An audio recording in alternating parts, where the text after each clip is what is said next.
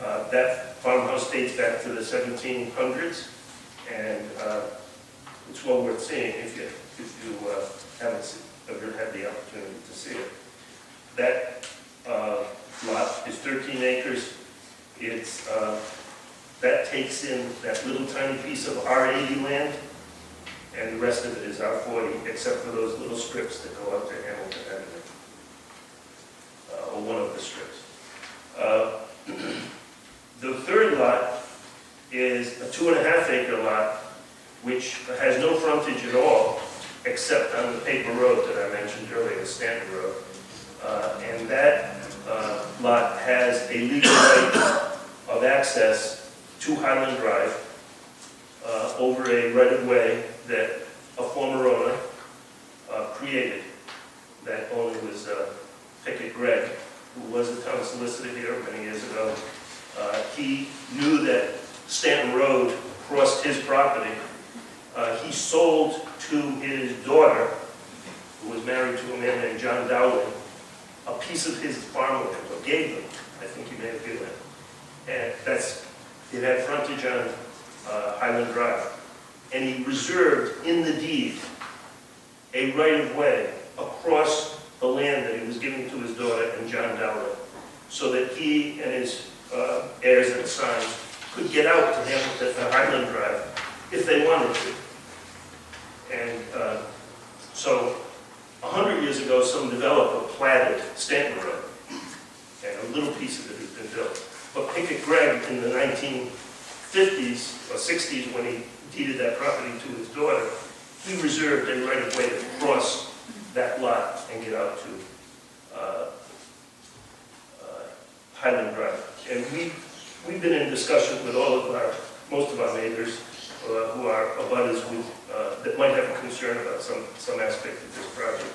And as far as that owner is concerned, we've agreed to certain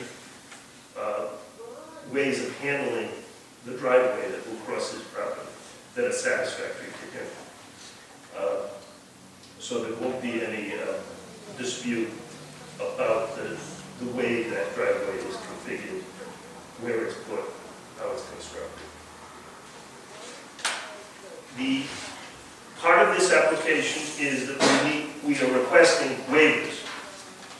That is, we are asking that you waive the requirements in your regulations that stipulate lots should have frontage on accepted legal streets. We're asking you to waive that. The frontage of the Cottrell Farm was sold off many, many years ago, long before the advent of zoning. All there is are these little tabs that go into the property from Hamilton Avenue, and there's one down at Stanton Road, where it is near Walcott Avenue.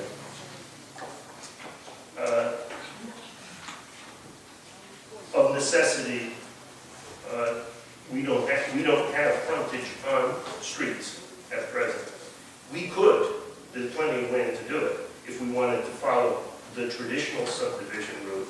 We could create roads and meet your regulations. But there's provisions in your regulations for you to waive that. And this is the case in which you should waive it. Because here you have a chance to preserve a precious part of Jamestown, allow the owners to preserve the rural aspects of their property by using an existing farmland from Hamilton Avenue as the principal access for the two main structures that they propose to build. One is the farmhouse, the existing farmhouse, and the other is their new farm. That road has existed for many, many years. It actually was used, I think in the 40s, by a person who ran the town public works department. So it's a pretty good road, as a gravel road goes. And that road will be the primary access for lot number 1 and lot number 2. Lot number 3, as I've described, will have the access out to Highland Drive via a 14-foot wide driveway. In all cases, the driveways will meet the specifications of the Jamestown Fire Department so that equipment, if necessary, can get to the structures that would be built on this property. The engineer, Tim Bean, has surveyed the roads, found that the existing road is in good shape for most of its length. There is a place near the farmhouse that has to be maintained, brought up to a higher standard, but there will be a turnaround so that a piece of equipment or a delivery truck or your car can go into the farm, visit the farmhouse, do whatever has to be done there, and come out and drive out without having to back out or anything such as that. The same thing will occur with respect to the Hutchinson's new home. As far as the lot number 3, that is the small 2.5 acre lot is concerned, whatever requirements are established by the emergency services will be satisfied. We're asking that all of the roads be consistent with the farm lane construction and size. That is gravel, permeable surface gravel, 14, no wider than 14 feet, and maintained with natural vegetation nearby to provide whatever screening may be appropriate.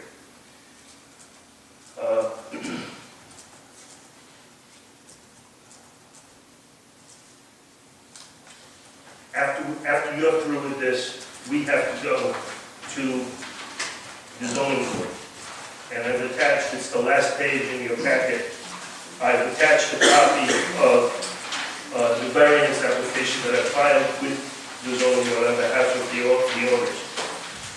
The zoning board will have to approve the creation of lots without frontage, the required amount of frontage.